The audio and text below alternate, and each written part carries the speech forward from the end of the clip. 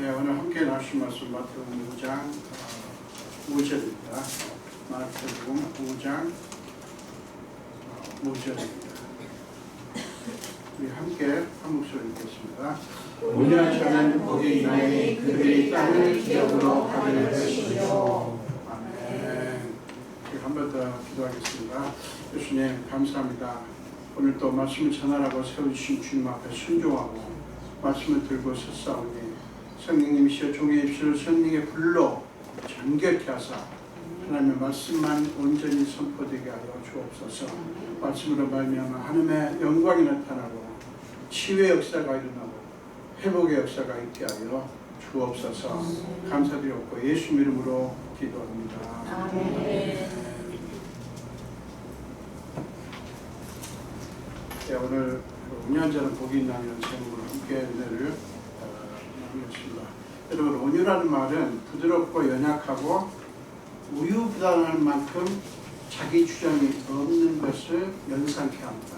온유하다 하면 그냥 되게 순한 것 같다, 이렇게 생각을 갖게 되죠. 여러분, 법 없이도 사는 사람이다라는 말이 있죠. 우리 한국 속담인지 뭔지 모르겠지만 어쨌든 법 없이도 사는 사람이란 말. 어떤 사람이겠어요? 착하고 아주 바르게 아무런 하자 없이 사는 사람을 일컫는 것 아닙니까? 그렇다면 주님이 온유한 사람에 대해서 말씀하셨을 때 이런 사람을 의미하셨을까요? 무조건 참고 불의를 보고도 아무런 반응하지 않고 심지어는 상대방이 자기한테 해를 끼치는데도 가만히 웃고만 있는 사람, 이런 사람들을 온유한 사람이다, 이렇게 말씀을 하신 것일까요? 마태복음 11장 29절에 보면 예수님께서 이렇게 말씀합니다. 나는 마음이 온유하고 겸손하니 나의 멍에를 메고 내게 배우라. 그리하면 너희 마음이 쉼을 얻으리니. 자, 이 말씀을 하시기 전에 뭐라고 했죠? 수고하고 무거운 짐진 자들 다 내게로 오라. 내가 너희를 쉬게 하리라 라고 말씀하신 후에 나는 마음이 온유하고 겸손하니 그렇다는 거예요. 예, 그러니까 이 말씀에서 우리는 예수님이 의미하신 온유한 자가 어떤 사람인가를 찾아볼 수가 있습니다. 예수님이 사복음서에서 강조하신 것들이 여러 가지가 있는데 그 중에 하나가 뭐냐면 예수님 자신과 하나님과의 관계예요. 자, 특별히 요한복음 좀 살펴보도록 하겠는데요. 요한복음 6장 38절에 보면 내가 하늘에서 내려온 것은 내 뜻을 행하려 함이 아니요 나를 보내신 이의 뜻을 행하려 함이니라. 그 다음에 7장 16절은 내 교훈은 내 것이 아니요 나를 보내신 아버지의 것이니라. 그 다음에 요한복음 12장 44절 45절은 나를 믿는 자는 나를 믿는 것이 아니요 나를 보내신 이를 믿는 것이며 나를 보는 자는 나를 보내신 이를 보는 것입니다. 자, 하나님과 예수님, 하나님과 자신의 관계를 이렇게 설명을 하고 있어요. 이렇게 친밀한 거예요. 이렇게. 그렇다고 좀 얘기하시죠. 여러분, 예수님의 사역의 중심에는요, 언제나 뭐가 있었냐면 하나님 아버지에 대한 전적인 신뢰와 하나님의 뜻에 대한 전적인 순종이 있었어요. 그러니까 예수님의 사역의 그 중심이 뭐냐면, 모든 목적이 뭐냐면 하나님 아버지에 대한 신뢰 그리고 하나님의 뜻에 대한 전적인 순종을 담고 있었다는 거예요. 사실 우리 예수 믿는 저와 여러분의 삶이 그래야 되는 것이고요.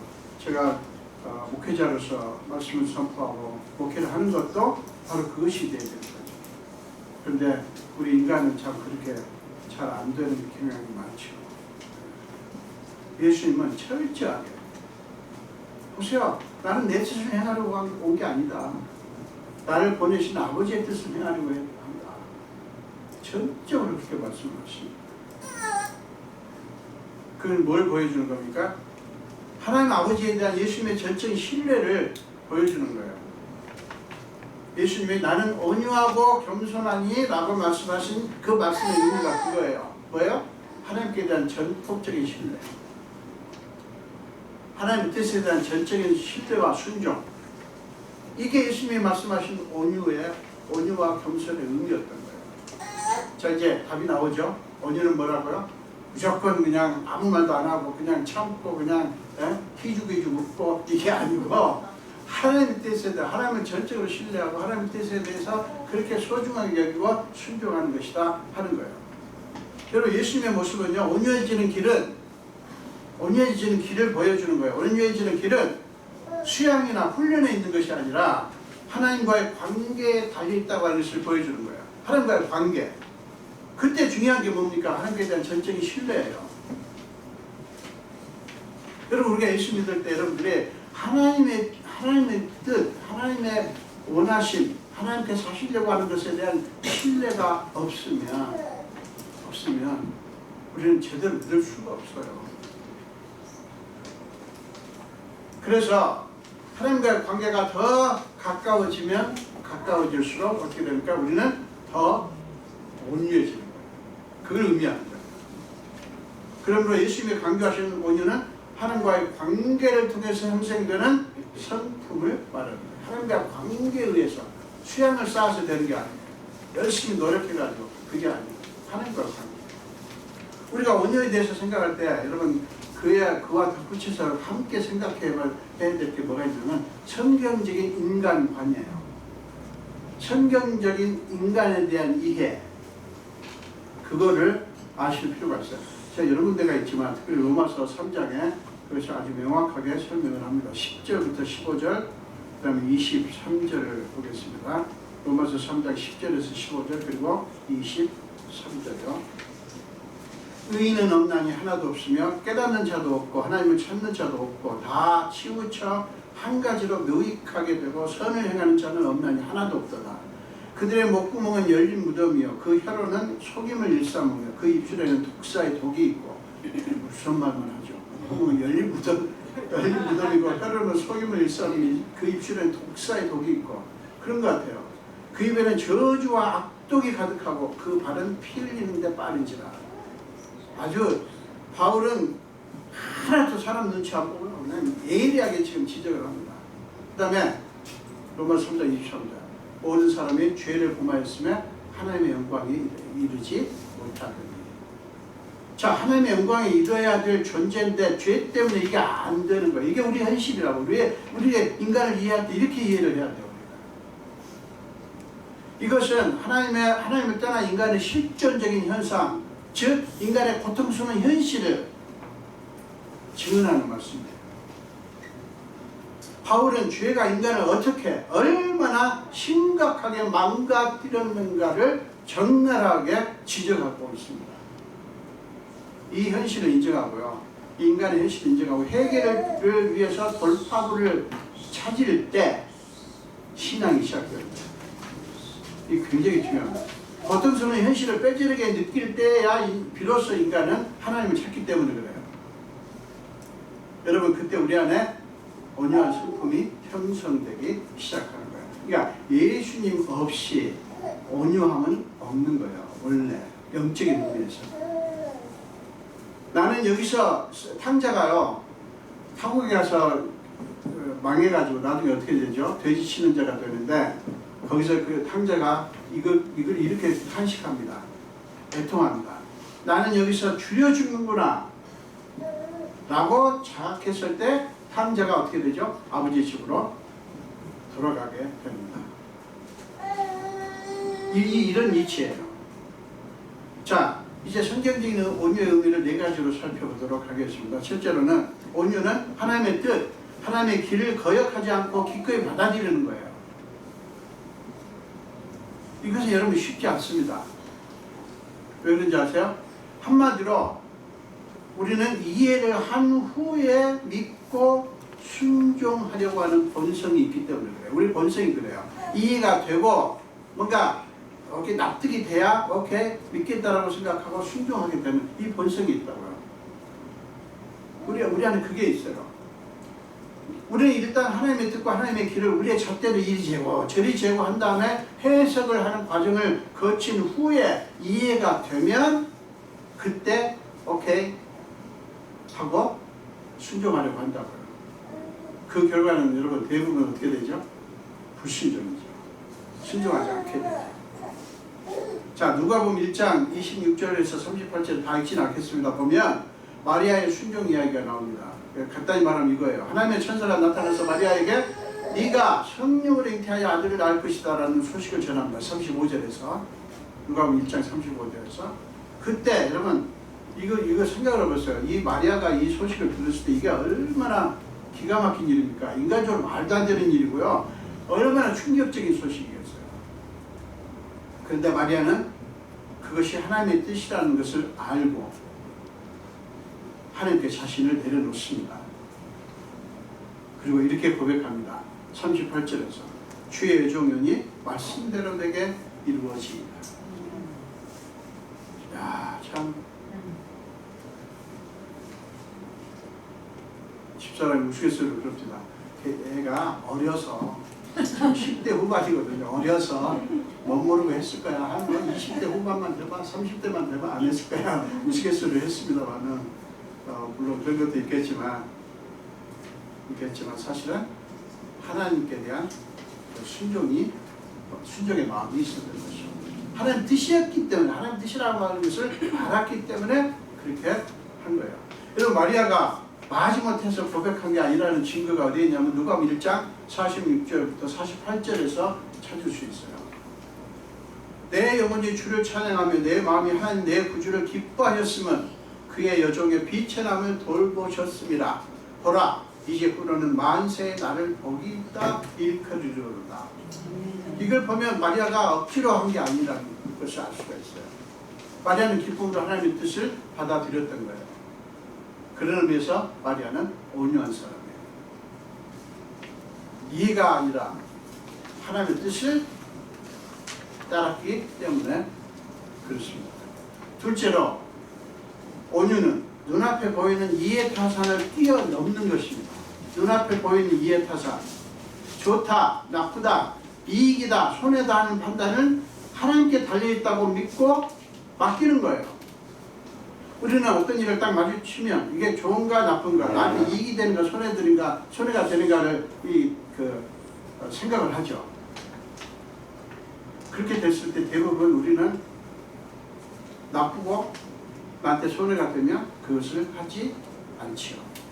그런데 우리 그리스도인들은 영적으로 봤을 때는 그걸 따질 일이 아닌 거예요.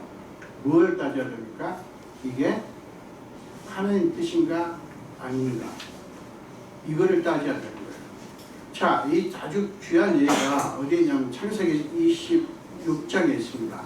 창세기 26장 16절 16절부터 22절까지 보면 이삭이 가나안 땅에서 우물을 파는 일을 하게 되는데, 이삭이 우물을 팔 때마다 가나안 사람들이 와서 시비를 걸습니다. 시비 거는 이유는 뭐예요? 네 거 아니라는 거죠. 실컷 팔았는데 이게 물이 나오니까 시비를 걸면서 그 우물은 우리 것이라고 하는 거예요. 너는 객이잖아, 너는 이방인이잖아, 이거 우리 땅이야, 그러니까 우리 거야 라고 이렇게 계속 시비를 건 거예요. 두 번을 그렇게 합니다. 두 번. 근데 이삭은 그때마다 싸우기보다는 다른 곳에 가서 우물을 팠어요. 왜 그랬죠? 하나님께 맡긴 거예요. 하나님의 역사하심에 맡긴 거예요. 세 번째 우물을 팠어요. 한 번, 두 번 시비를 거니까 오케이 알았어 하고 싸우지 않고 그냥 다 넘겨준 거예요. 그리고 세 번째 우물을 팠을 때 시비가 그쳤어요. 그래서 그는 그 이름을 르호봇이라고 불렀는데, 그것은 무슨 의미냐면 이제는 여호와께서 우리의 장소를 넓게 하셨으니 이 땅에서 우리가 번성하리로다 라는 창세기 26장 22절 말씀대로 그렇게 그는 고백을 합니다. 여러분, 그런 의미에서 이삭은 온유한 사람이었어요. 왜 온유해요? 마음이 착하기 때문에? 아니요, 하나님의 뜻에 맡겼기 때문에. 예수님이 그런 것처럼 이삭은 하나님과의 관계 속에서 그 문제를 본 거예요. 여러분, 우리에게 어떤 일이 일어나든 일단 인간적으로 볼 때는 기분 나쁠 수 있고 속이 상할 수 있고 이런 일들이 있어요. 그런데 그때 잠시 멈추고 이거를 하나님과의 관계 속에서 그 사건, 이 일을 보자고요. 그 일을 보면 다르게 보이기 시작합니다. 근데 저도 성격이 무지무지하게 급합니다. 성격이 급한 분일수록 그냥 해버려요. 그냥 막 해버리는데 그거 능력 있는 게 아니거든요. 대단히 위험한 거예요. 다윗이 아니지. 이삭은 하나님과 관계 속에서 그걸 봤기 때문에 그렇게 한 거야. 단순히 착해서 그렇게 아니에요. 사람이 아니라 하나님의 주권과 섭리를 믿을 때 우리는 우리에게 해를 끼치고 상처를 준 사람들에게 눌리지 않을 수 있고요. 그들을 극복할 수 있다고요. 여러분 사람들에게 상처 많이 받아보셨잖아요. 이 대갚아주고 싶은 심정뿐이잖아요. 너는 하나로 했지 나는 5개로 할 거야. 뭐 이렇게 하고 싶은 마음이 우리 속에 있어요. 저는 없을까요? 있어요. 왜? 저도 사람이라서 있어요. 그런데 그거는 그리스도인의 모습이 아닌 것도 있고 하나님께서 그걸 기뻐하시는 것 없잖아요. 여러분 이것이 주님이 말씀하신 그 온유예요. 하나님은 그 사람에게 땅을 기업으로 주신다고 약속을 하셨어요. 이것은 그 사람의 지경을 넓혀주신다는 뜻이고요. 영향력이 더 넓어지게 해준다는 뜻이고요. 인간의 잣대로 측정할 수 없는 복을 주신다는 뜻이에요. 자 여러분 사람이 아니라 하나님이 우리의 운명을 결정한다는 사실을 잊지 마시기 바랍니다. 사람이 우리의 운명을 결정하지 않아요. 하나님 하십니다. 잘 살았다 못 살았다 마지막에 소위 정산한다고 그러죠. 정산하는 분도 하나님이지 사람이 아니에요. 사람이 당신은 진짜 최고 인생을 살았어. 당신은 정말 성공한 사람이 아무리 말해도 하나님이 거기에 적으면 아무것도 아니에요. 아무것도 아니에요. 사람들이 우리를 흥하게 하거나 망하게 할 수 없고요. 그렇습니까? 사람이 저와 여러분을 흥하게 하거나 망하게 할 수 없고요. 오직 하나님의 손에 달려있어요. 마태복음 10장 28절에 이런 말씀이 나오죠. 마태복음 10장 28절 몸은 죽여도 영혼은 능히 죽이지 못하는 자들을 두려워하지 말고 오직 몸과 영혼을 능히 지옥에 멸하실 수 있는 일을 두려워하라. 이게 무슨 말씀입니까? 사람은 우리의 육체에 어떤 해를 끼칠 수는 있어요. 그렇지만 그 이상은 아무것도 못해요. 그 이상은 못해요. 그러니까 어떻게 해야 돼요? 사람을 의지하지도 말고 사람을 두려워하지도 말고 믿지도 말라는 뜻이에요. 사람들과 좋은 관계를 맺어야 되지만 사람을 두려워할 존재도 아니고 믿을 존재도 아니고 의지할 존재도 아니라는 뜻이에요. 자, 세 번째로 온유는 답답한 상황을 만날 때 포기하지 않고 끝까지 기도하는 것입니다. 끝까지 희망을 버리지 않고 희망을 하나님께서 찾는 거예요. 하나님에게서. 그게 기도하는 거예요. 끝까지 희망을 버리지 않는 것이 그리스도인이에요. 왜요? 하나님이 계시기 때문에. 희망을 여러분 하나님에게서 찾으십시오. 사람이 어느 정도 도움을 줄 수 있지만 사람은 한계가 있어요. 우리가 여러분들 다 부모고 또 손주들이 있고 이렇게 하는데 사실은 우리가 자식들을 가장 사랑하는 방법은 죽을 때까지 부모만 의지하고 사는 삶이 아니고 누구를 의지하게 만들어야 돼요? 하나님. 여러분 자녀들이 신앙생활을 제대로 안 하고 이런 분들이 있으실 수 있어요. 그분들에 대해서 제가 마음이 참 아프고요. 사실 제가 여러분들을 위해서 기도할 때 가장 세게 기도하는 부분이 그겁니다. 어느 엄마가 어느 아빠가 자기 자식이 예수 안 믿고 신앙생활 안 하기를 바라겠어요. 여러분 희망을 하나님께서 찾는 사람이 온유한 사람이에요. 온유한 사람은 하나님이 확실하게 노 아니야 라고 하는 것을 보여주실 때까지 포기하지 않고 끝까지 기도하는 사람을 말합니다. 그런데 여러분 간절히 기도했는데도 원하는 대로 이루어지지 않을 때가 많죠? 그렇죠? 그때 그것을 하나님이 노라고 하신 걸로 믿어진다면 이 판단할 때 잘못 판단할 수도 있어요. 그런데 그렇게 믿어진다면 흔쾌하게 받아들이는 것이 매우 중요합니다. 우리는 다윗에게서 그 모습을 찾아볼 수가 있어요. 사무엘하서 12장 16절에서 23절 사이에 보면, 사무엘하서 12장 16절에서 23절 거기에 보면 다윗이 밧세바와의 간음 사건 이후 낳은 아들이 아주 중한 병에 걸려가지고 죽어가는 그런 장면이 나옵니다. 근데 그때 다윗이 하나님 앞에 금식하면서 기도합니다. 금식하면서. 그러나 금식한 지 7일째 되던 날 그 아들이 죽습니다. 다윗이 얼마나 기도했냐면요, 금식하면서 옷을 찢고 그냥 땅에 엎드려서 그냥 울부짖으면서 기도합니다. 그런데 세상에 7째 날에 죽었어요. 이게 무슨 의미입니까? 그때까지 다윗은 포기하지 않고 생명을 걸 만큼, 자기 생명을 걸 만큼 간절히 기도했다는 그런 뜻이에요. 그러나 여러분 20절을 보면 다윗은 그 아들이, 사무엘하서 12장 20절에 보면 그 아들이 죽었다는 것을 알고 어떤 일을 합니까? 놀라운 일이 벌어져요. 땅에서 일어나 몸을 씻고 기름을 바르고 의복을 갈아입고 하나님의 전에 들어가 경배하고 음식을 차리게 하고 먹습니다. 여러분 이게 이해가 됩니까? 근데 이게 우리에게 놀라운 교훈을 주는 거예요. 자, 이게 이해가 안 되니까, 그러니까 신하들이, 집에 있는 신하들이 다윗을 보면서, 아니 그렇게 아플 때는 그렇게 막 하시더니 죽었는데 왜 이렇게 이러십니까? 당연히 이해 못하죠. 여러분 잘 보세요.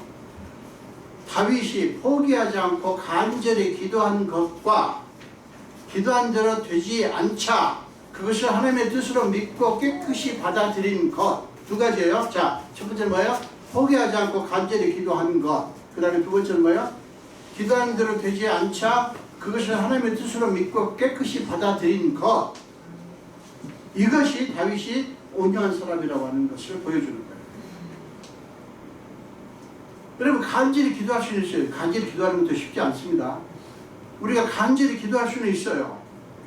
근데 응답이 안 됐을 때, 원하는 대로 안 됐을 때, 기도한 바가 이루어지지 않았을 때 받아들이는 것은 거의 불가능에 가깝습니다. 어려워요.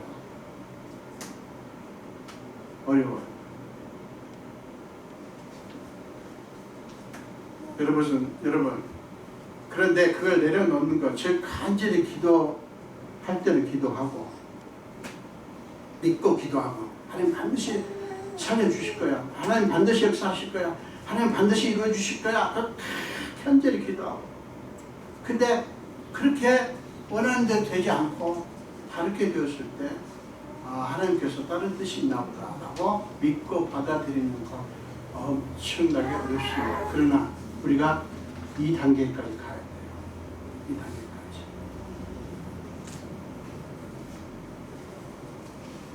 여러분 그렇게 하는 것은 무엇을 의미하냐면 우리의 통제 욕구. 우리는 통제 욕구가 있어요. 사람마다 다 있습니다. 뭐냐면 내가 원하는 대로 돼야 된다는 그 욕구가 있다고요. 그러니까 그게 강한 사람일수록 다툼이 심합니다. 여러분 남편이든지 아내든지 뭐 자식이든지 뭐 친구든지 누가 됐든지 내가 원하는 대로 그 사람이 해줘야 되는 그 통제 욕구가 있다고요. 근데 그렇게 안 됐을 때 참 이게 받아들이기가 쉽지 않아요. 그런데 그 고집을 내려놓는 것이 매우 중요합니다. 하나님 앞에 특별히 그래요. 나의 욕구가 아니라 하나님의 뜻을 믿고 받아들일 때 우리는 내가 원하는 대로 안 되면 어떡하지? 라는 걱정에서 벗어날 수 있어요. 우리가 기도할 때 이런 두려움이 있잖아요. 내가 이렇게 원하는 대로 안 해주시면 어떡하지? 이런 두려움이 있다고요. 기도하면서 그 두려움이 있어요. 기도하면서 그 두려운 마음을 갖고 합니다. 근데 어떻게 해서 거기서 벗어날 수 있냐 하면 다른 게 아니에요. 하나님께서 내가 원하는 대로가 아니라 하나님이 원하시는 대로 해주시면 돼. 이렇게 믿으면 돼요. 그게 통제 욕구를 내려놓는 거예요.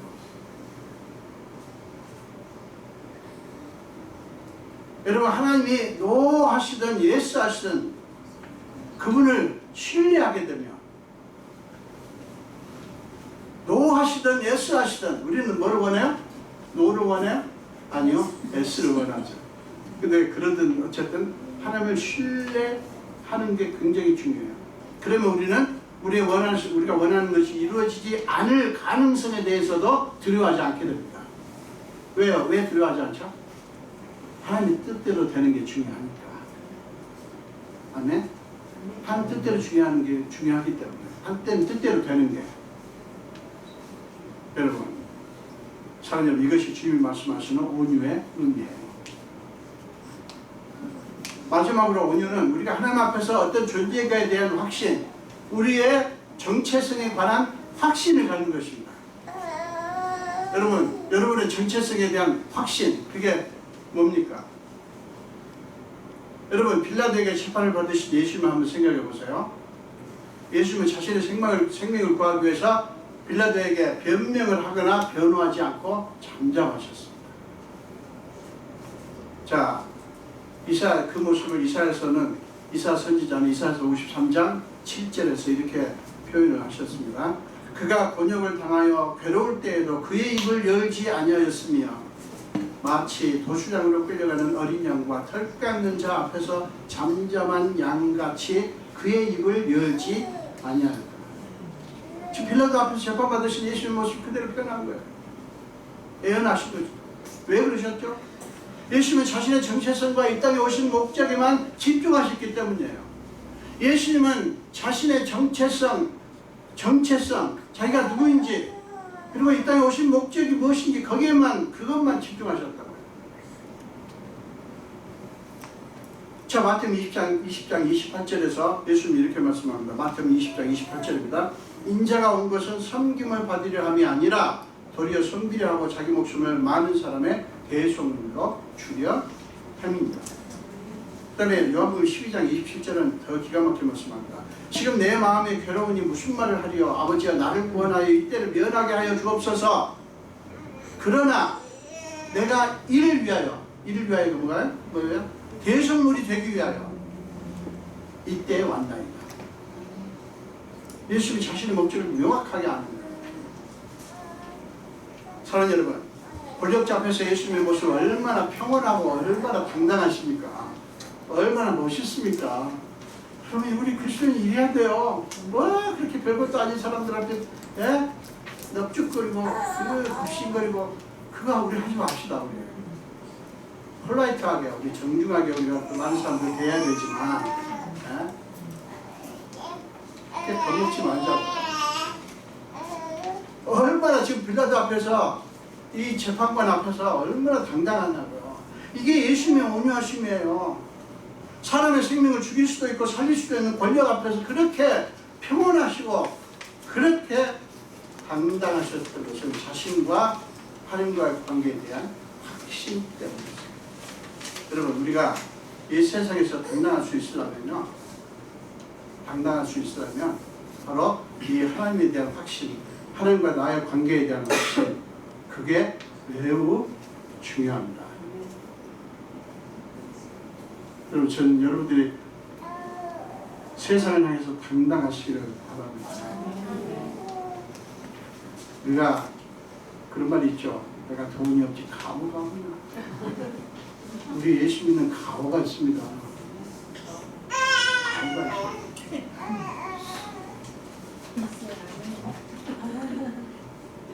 우리가 두려워하고 벌벌 떠는 가장 핵심적인 이유가 뭔지 아십니까? 하나님 앞에서 나는 누구인가에 대한 확신, 즉 우리의 정체성에 대한 확신이 없거나 약하기 때문에, 그렇기 때문에 자신감이 없는 거예요. 사랑하는 여러분, 여러분이 누군가를 누가 결정합니까? 우리 주인이신 하나님이셔요. 하나님은 우리를 누구라고 하시는지 아세요? 이사야서 43장 1절 보세요. 이 말씀은 같이 읽겠습니다. 시작. 너는 두려워하지 말라. 내가 너를 구속하였고 내가 너를 지명하여 불렀나니 너는 내 것이라. 너는 내 것이라. 하나님께서 내 것이라고 선포하십니다. 여러분, 우리는 하나님 거예요. 사람들은 우리에 대해서 이렇군 저렇군 판단하고 그에 따라서 사랑하거나 미워하지만 하나님은 그렇지 않아요. 무조건 아무런 조건 없이, 그리고 우리가 뭔가 사랑할 만한, 받을 만한, 해설 만한 어떤 자격을 갖춰서가 아니라 그냥 먼저 사랑하셨어요. 그래서 요한일서 4장 19절에 나와요. 여러분, 하나님이 먼저 우리를 사랑하셨다는 사실 정말 잊지 마십시오. 여러분이 뭐를 잘하기 때문에, 그러니까 여러분이 뭘 일을 해가지고 무슨 하나님께 멋있는 장면을 보여드려가지고 하나님의 사랑을 받겠다, 그거 하지 마세요. 여러분들이 주를 열심히 섬기는 거 하나님 사랑하기 때문에 그냥 하시면 돼요. 그것 때문에 하나님이 그렇게 하지 않아요. 우리를 머슴으로 부르지 않으셨다. 제가 늘 말씀드리지만 우리를 일시켜 먹으려고 부르신 게 아니에요. 어떤 것도 우리를 우리 주 예수 그리스도 예수 안에 있는 하나님의 사랑에서 끌 수 없어요. 그 로마서 8장 39절 말씀에 어떤 것도 우리를 우리 주 그리스도 예수 안에 있는 하나님의 사랑에서 끊을 수 없어요. 자, 따라서 하세요. 우리를 아니 어떤 것도 우리를 우리 주 그리스도 예수 안에 있는 하나님의 사랑에서 끊을 수 없다. 사랑님, 이게 우리예요. 이것이 저와 여러분의 정체성이에요. 다른 건 다 가짜예요.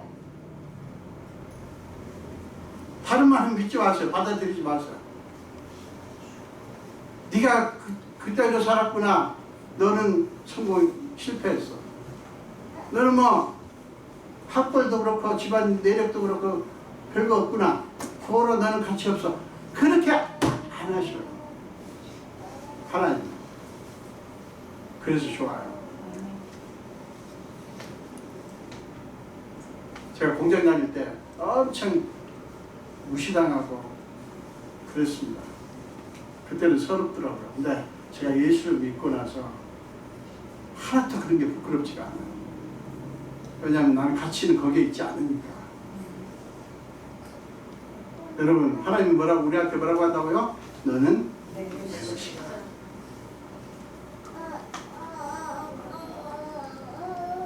여러분의 가치는 오직 거기에 있다는 사실을 굳게 믿으시기를 축원합니다. 그때 하나님 여러분에게 세상에서는 얻을 수 없는 평안과 자유와 넉넉함과 당당함과 자신감을 주십니다. 그게 여러분 온유예요. 그것이 온유는 하나님에 향한 전적인 신뢰와 겸손에 대한 하나님의 선물이에요. 우리가 수양을 해서 얻어내는 게 아니에요. 하나님께서 선물로 주시는 거예요. 어떻게 하면요? 전적으로 하나님을 신뢰하면. 사랑하는 여러분, 온유한 자는 약한 자가 아닙니다. 사람들이 온유하면 무시당한다고 생각해요. 아닙니다. 온유한 자는 약한 자가 아니라 오히려 가장 강한 자이고 가장 지혜로운 자입니다. 온유한 자는 하나님의 강하신 팔 안에 있기 때문에 그래요. 하나님의 강하신 팔 안에 있어요. 그분이 우리를 잡고 있어요. 사랑하는 여러분, 잊지 마십시오. 우리는 사나 죽으나 날 위해 피 흘리신 내 주님의 것입니다. 사나 죽으나 사나 죽으나 날 위해 피 흘리신 내 주님의 것이야.